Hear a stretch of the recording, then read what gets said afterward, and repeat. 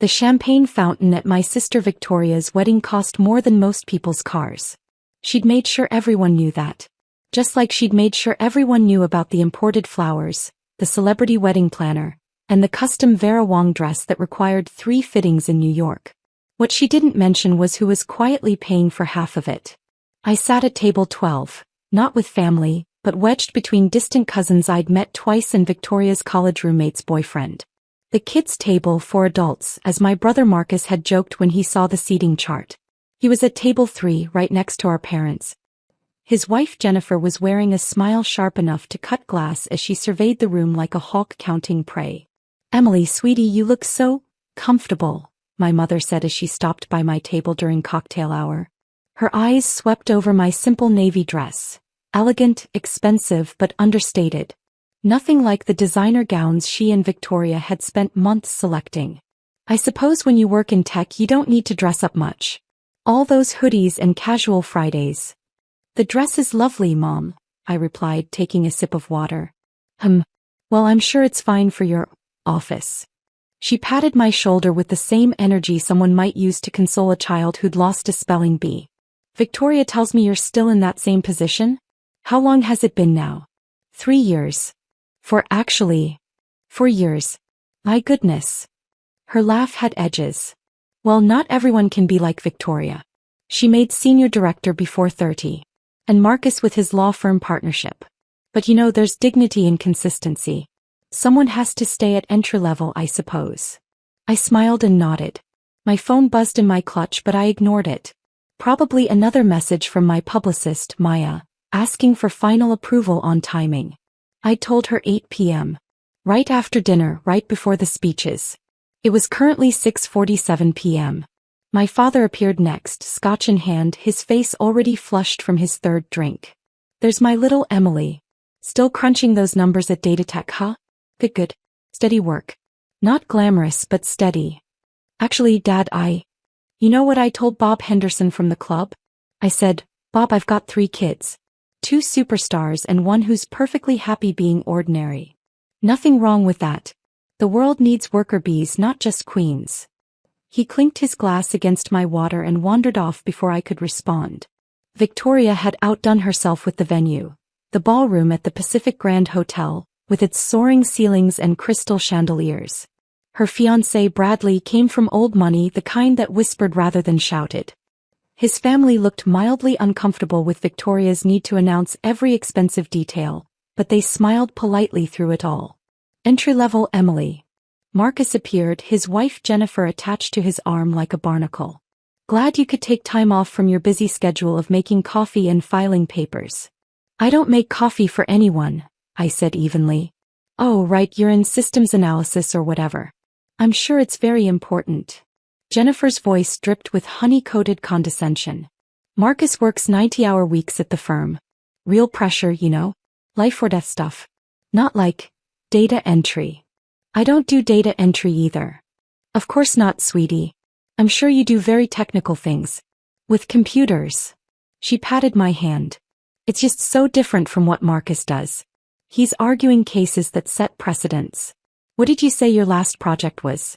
Something about optimization? Something like that." Marcus leaned in, bourbon on his breath. "Mom said you're still renting that studio apartment in the city. You know, Jennifer and I just closed on our 3rd property. Investment real estate. Building wealth, not just earning a paycheck. Maybe I could give you some tips sometime. Help you understand how money really works." My phone buzzed again. Maya, definitely. I could picture her pacing in her office, probably already drafting backup plans if I changed my mind about the timing. I wasn't going to change my mind. Dinner was a parade of perfectly cooked beef tenderloin and roasted vegetables I barely tasted. The cousin next to me talked about his startup. Some kind of app for dog walkers that would definitely be the next big thing. I nodded politely and let him talk. I'd heard 97 startup pitches in the last year alone. This one wouldn't make it past seed funding. Victoria spent dinner circulating from table to table, making sure everyone saw her, complimented her, acknowledged her triumph. She'd saved our family's table for last, of course. Maximum audience. My beautiful family. She'd had just enough champagne to make her volume control slip. Thank you all for being here on my special day. Mom, Dad, you raced me to reach for the stars and look. I caught one. She gestured at Bradley, who smiled indulgently. And Marcus, my brilliant big brother, and his gorgeous wife. A partner at 32. Can you believe it? We come from such an ambitious family. She turned and her eyes found me at table 12. The smile didn't waver, but something cold flickered behind it. And of course my little sister Emily. Still plugging away at data tech. 4 years in the same position. Now that's dedication. Not everyone needs to climb the ladder, right, Em? Some people are just happy where they are. Polite laughter rippled through the room. My mother beamed. My father raised his glass. I took another sip of water and checked my watch. 7:23 p.m. The speeches started at 7:45 p.m., right on schedule. Bradley's best man went first. A banking executive who told stories about college pranks and bachelor parties. Victoria's maid of honor, her college roommate Stephanie, talked about their friendship and Victoria's incredible drive to succeed at everything she touches. Then my mother stood up. I'm not usually one for public speaking, she began, which was a lie. My mother loved public speaking. But I couldn't let this night pass without saying how proud I am. Victoria, you've been exceptional since the day you were born. Valedictorian, full scholarship, promoted faster than anyone in your company's history. You made it look effortless. She dabbed at her eyes with a napkin. And Marcus, my firstborn. A law review editor, a partner before 35, a man who makes a real difference in the world. You two have made every sacrifice worth it. Pause. A very deliberate pause. And Emily, my youngest, you've found your own path. Not everyone needs to be a high achiever. There's value in being content with simple work, simple pleasures. We love you just as you are. The condescension was thick enough to choke on. Several people at nearby tables glanced at me with pity. Poor Emily. The disappointment child. The one who didn't measure up. I smiled and raised my water glass in acknowledgement. My father went next, mostly repeating my mother's points with more scotch-fueled emotion. He talked about excellence and drive and knowing your limitations. He mentioned Marcus's recent case victory and Victoria's promotion to senior director. When he got to me, he simply said, and Emily's here too. Good steady job. Can't ask for more than that. Then Victoria stood for her own speech. Thank you everyone for celebrating with us tonight. Bradley and I are so grateful. She paused for applause. You know, growing up with 2 siblings taught me a lot about competition, about pushing yourself, about refusing to settle for mediocrity. Her eyes drifted to me again. She wasn't even trying to be subtle anymore. Marcus showed me that being smart isn't enough. You have to be hungry. You have to want success more than anything. And I like to think I learned that lesson well. More applause. Some people peak in high school. Some peak in college. Some people never really peak at all. They just exist. They show up, do the minimum, collect a paycheck and go home. Jennifer was smirking. My mother nodded sagely. Several guests shifted uncomfortably. I'm grateful I wasn't born with that gene. The satisfaction gene. The one that says, this is enough. Because if I had been, I wouldn't be standing here today as a senior director at 30, married to this incredible man, living the life I dreamed about. She raised her glass, her eyes locked on mine. So here's to ambition. Here's to refusing to be average. Here's to knowing that entry-level isn't a career, it's a warning sign. The room erupted in applause and laughter. People were looking at me now, not even trying to hide it. The pathetic little sister. The cautionary tale. The one who lacked drive. Marcus stood and raised his glass. To Victoria, who showed us all that settling is a choice and she chose excellence. To Victoria, the room echoed. I checked my watch. 8:01 p.m. Perfect timing.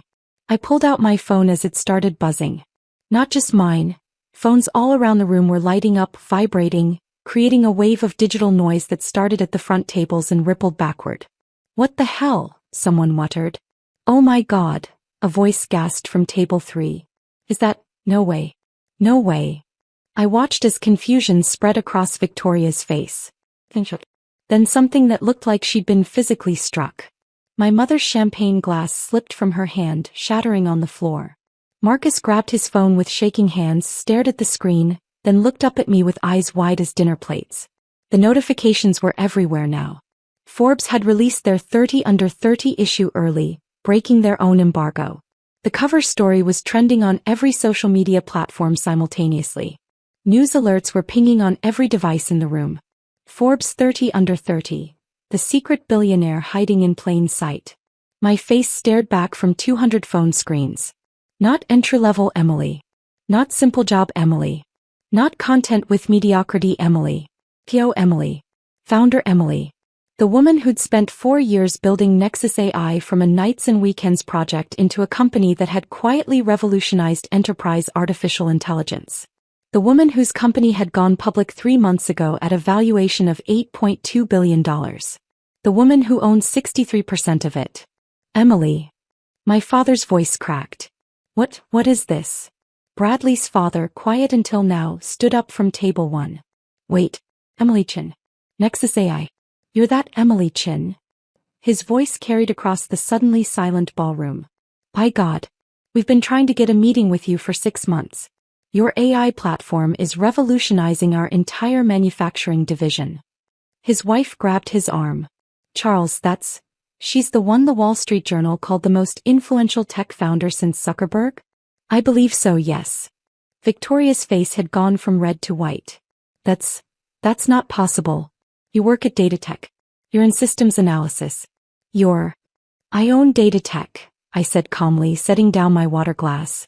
Acquired it 2 years ago. It's where we test new features before rolling them out to enterprise clients. I thought I mentioned that. You said you worked there. I do work there. I'm the zoo. It's considerable work, actually. My mother made it sound like a wounded animal. But you rent a studio apartment. I own the building. All 47 units. The studio is actually a penthouse I had custom designed. Calling it a studio is technically accurate. It's one open concept space. Just happens to be 4,200 square feet. Marcus's phone was still in his hand, the Forbes article glowing. It says here you're worth. This can't be right.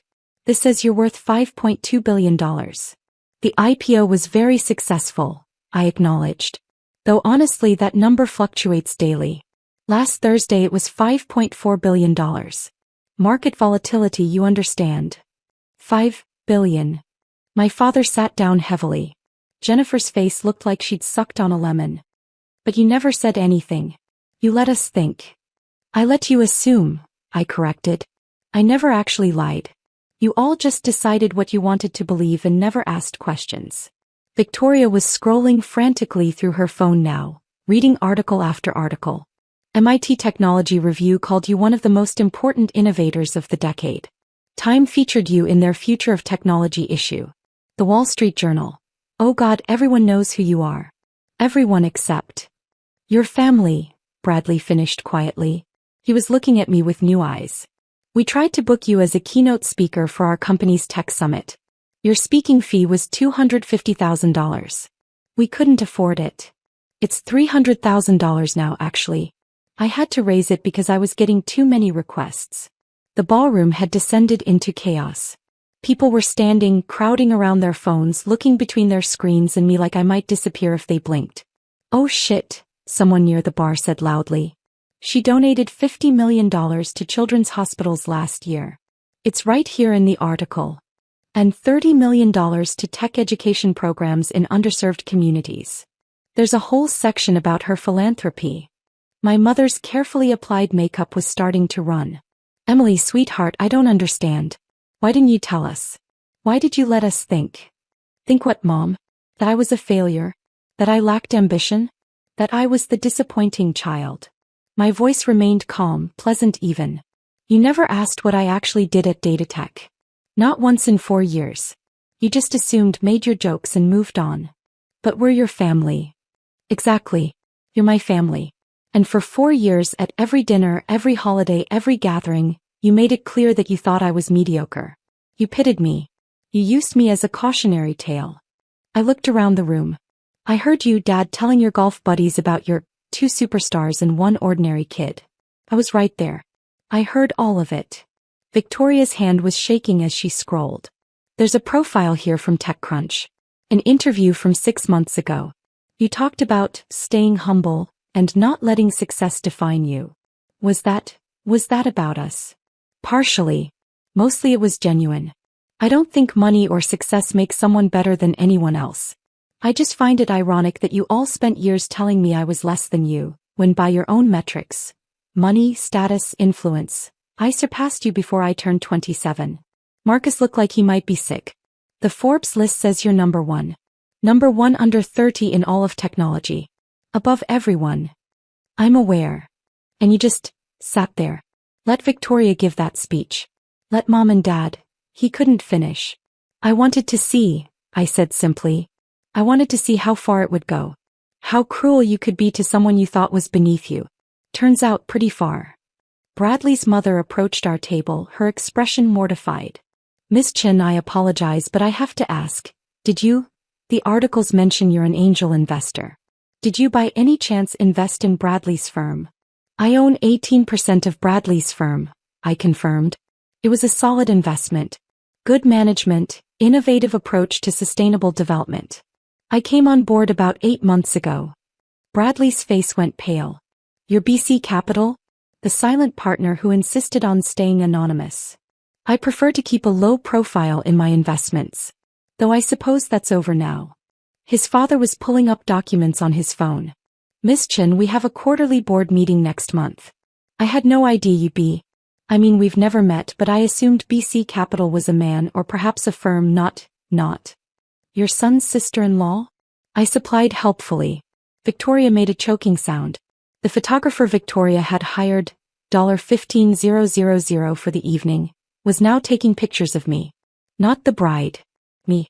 His assistant was frantically calling someone, probably their agency, probably realizing they had exclusive wedding photos of one of the world's youngest billionaires. This is my wedding, Victoria whispered. This is my day. Yes, I agreed. It is. Beautiful ceremony, by the way. The flowers were a particularly nice touch. You said you'd contribute to the wedding. You gave us $5,000. You said it was all you could afford. No, I said I'd contribute. I never said it was all I could afford.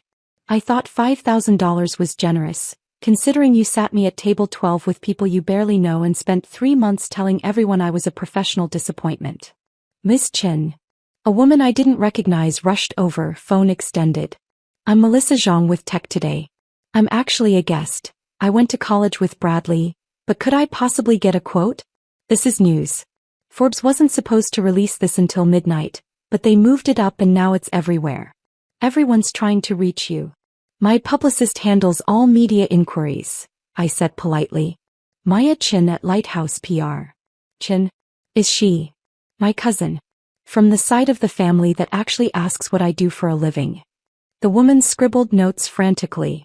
The Forbes article mentions you're notoriously private. It says you turned down most interviews and haven't done a major profile in over a year. Why reveal yourself now? I didn't. Forbes did. I was simply going to continue my evening. At your sister's wedding? Where, according to what I'm hearing, you've been publicly described as unsuccessful. People make assumptions, I said with a shrug. I find it's educational to let them. Victoria finally snapped. Educational? You let me humiliate myself. You let me give that entire speech about ambition and entry level and, oh God, everyone heard. Everyone knows. This is going to be everywhere. I imagine so. The photographer alone will make sure of that. This is quite the scoop for them. How could you do this to me? On my wedding day. I met her eyes calmly. Victoria, I sat quietly at table 12. I congratulated you. I smiled through speeches about my lack of ambition and your superior drive. I didn't do anything to you. Forbes did this. The market did this. Your own choices did this. But you could have told us. You could have stopped this. The same way you could have stopped yourself from mocking me in front of 200 people? I tilted my head. I suppose we both made choices tonight. My phone rang. Maya finally calling instead of texting. I answered. Emily, oh thank God. It's chaos. Every outlet wants an interview. The stock jumped another 6% on the publicity. The Forbes editor is furious someone leaked early, but the engagement numbers are insane. We're trending #1 worldwide on 3 platforms. What do you want me to tell people? Tell them I'm at a family wedding and unavailable for comment. A wedding? Whose? Wait, is this your sister's wedding? The one you told me about? Were they? She started laughing. Oh, Emily. Please tell me the timing worked out. It worked out, I confirmed, watching Victoria's face crumble as more guests crowded around me instead of her. You're diabolical. I love it. Okay, I'm sending a car for you. You'll need to get out of there before someone from the major networks crashes the venue. CNN already called twice. Send it in an hour. I should at least stay for cake. Marcus appeared at my elbow as I hung up. His usual confidence had evaporated. Emily, Look, I said some things. We all did. But you have to understand we didn't know. Would it have mattered if you did know? I asked. Would you have treated me differently if I'd told you from the start? Or would you have just wanted something from me? He opened his mouth. Closed it. No answer came. Jennifer was crying now, actual tears. My firm has been trying to recruit top tech lawyers. We wanted to pitch Nexus AI. I had a whole presentation planned and oh God, I called you a paper pusher last Christmas. You did, I agreed. In front of Aunt Linda. She laughed. I'm so sorry. I'm so sorry. Are you sorry you said it or sorry you were wrong? She couldn't answer either. My father approached, moving like a man who'd aged a decade in 20 minutes. Emily, princess, the things I said. I didn't mean. You did mean them, Dad. That's the thing. You all meant every word. You just didn't expect anyone to fact-check you. We're your family. We love you. Do you? Or did you love having someone you could look down on? Someone who made you feel superior by comparison? I kept my voice gentle, which somehow made it worse. Be honest, Dad. When you told those golf stories about your ordinary daughter, did you feel bad? Or did you kind of enjoy it? His face told me everything. The DJ had stopped playing music. The dance floor sat empty. Victoria's perfect wedding had become the Emily Chin revelation party, and there was nothing she could do about it. Bradley stood beside his new wife, looking shell-shocked. I've been networking all night trying to make connections for our firm. And the biggest connection in the room was sitting at table 12 the whole time. I wasn't here for networking, I said. I was here for cake. It looks excellent. This isn't funny. I'm not laughing. Bradley's father was suddenly there, all business. Miss Chin, about the board meeting, and our future plans for expansion. Perhaps we could schedule some time to discuss strategic direction. Bradley mentioned you'd be at our summer retreat. I'll be in Tokyo at a G20 Tech Summit, I said. But I'll attend remotely if the agenda warrants it. Of course. And if you're open to increasing your stake in the company. Charles. His wife grabbed his arm. She's at a wedding. A wedding where her family just spent an hour telling 200 people she was a failure, he shot back. I'd say normal social rules don't exactly apply here. The cake was indeed excellent. 7 tiers of champagne-infused vanilla with real gold leaf. Victoria had wanted to cut it at 9 p.m. sharp, photos planned, moment choreographed. It was now 8:47 p.m. and nobody was paying attention to the cake except me. Emily. My mother sat down beside me, her expression carefully controlled. We need to talk about this. About what happens next. The family reputation is yours to manage, Mom. Not mine. But the articles mention us. They say you come from a close-knit family in San Francisco. People will ask questions. Then answer them honestly. Tell them you had no idea. Tell them you thought I was mediocre for 4 years. Tell them whatever you want. I took another bite of cake. It's your story to tell. You don't understand what this will do to us.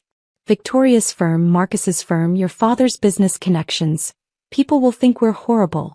They'll think we treated your youngest daughter like she was worthless? That's not what they'll think, Mom. That's what you did. She recoiled like I'd slapped her. Marcus tried one more time. Look, I know we messed up. But we're still family. That has to count for something. You can't just cut us off over some stupid comments. I'm not cutting anyone off, I said calmly. I'm still here. Still at the wedding. Still planning to show up for holidays. I just won't be showing up as your punching bag anymore. That's not what we... Yes, it is. It's exactly what you did. You used me to make yourselves feel successful by comparison. And the worst part? I would have helped you. Any of you. All you had to do was ask. But you never asked. You just assumed and judged and mocked. Victoria's voice came from behind me, small and broken. The wedding photos are ruined. Everyone's looking at their phones. The photographer's taking pictures of you instead of us. My wedding, my perfect wedding, is destroyed. I turned to look at my sister. Really look at her. She'd spent 6 months planning this day, thousands of dollars, countless hours of stress. And yes, it was ruined. But I felt nothing.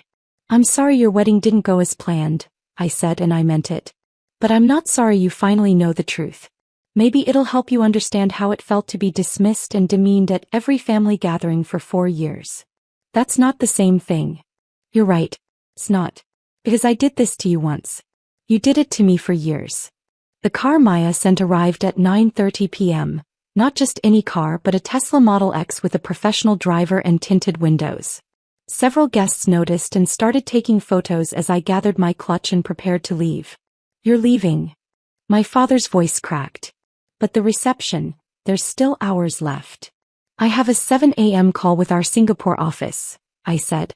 And honestly, I think I've had enough family time for one evening. Emily, please. My mother grabbed my hand. Please don't go like this. We can fix this. We can. Fix what, Mom? Your perception of me? That's already fixed. Everyone in this room now knows exactly who I am. The only thing that changed is your level of respect, and honestly, I don't want respect that only comes after a Forbes cover. I pulled my hand away gently and walked toward the exit. Behind me, I heard Victoria say to Bradley, "This is your fault. You said we should let her sit wherever. You said it didn't matter." And Bradley's quiet response, "Sweetheart, I think that's the least of our problems right now." The cool night air felt like freedom as I stepped outside. My phone buzzed continuously. Messages from colleagues, investors, friends who'd seen the news. Congratulations mixed with, "Holy shit, that timing," and several "Did you plan that?" texts. Maya was waiting by the car, laptop open, already managing the chaos. Okay, so the internet is losing its mind. Billionaire crashes sister's wedding is trending, but the narrative is actually in your favor. People are digging up that quote you gave about letting people show you who they are and connecting dots. This is going to be case studied in PR classes. I didn't crash anything, I said. I was invited. Yeah, but you sure made an entrance. Or rather, Forbes made one for you. He grinned. This is legendary. A little chaos agent energy, but legendary. Through the ballroom windows, I could see my family still clustered together, phones out, probably reading articles about me, about us, about what had just happened. Victoria in her $30,000 dress, looking like her world had ended. Marcus, always so confident, looking lost. My parents, realizing that the daughter they'd pitted was the one who'd surpassed them all. I felt something then. Not satisfaction exactly. Not revenge. Just clarity. They would call. Tomorrow, next week, next month. They'd want to explain, to apologize, to rebuild. They'd want me at family dinners again, but this time with respect, with deference, with the knowledge of who I really was. And maybe someday I'd want that too. But not tonight. Tonight, I had a company to run, a world to change, and a future to build that had nothing to do with proving anything to anyone. I'd already proven everything I needed to prove. Take me home, Maya, I said, sliding into the car. As we pulled away, I looked back one last time at the Pacific Grand Hotel, at the wedding that would be remembered for all the wrong reasons, at the family that had spent years underestimating me. My phone buzzed one final time. A text from a number I didn't recognize. This is Bradley's father. That was the most impressive power move I've ever witnessed. Let's talk about that board seat. And perhaps a larger partnership. You've clearly been underutilized in our organization. Much like you were underutilized at that wedding table. I smiled and put my phone on silent. The night air rushed past as we drove toward my building. My 47-unit building with its 4,200 square foot studio penthouse. And for the first time in 4 years, I felt like I could finally breathe. Entry level forever, they'd said. If only they'd known that my entry level was everyone else's summit. And I'd been at the top the entire time.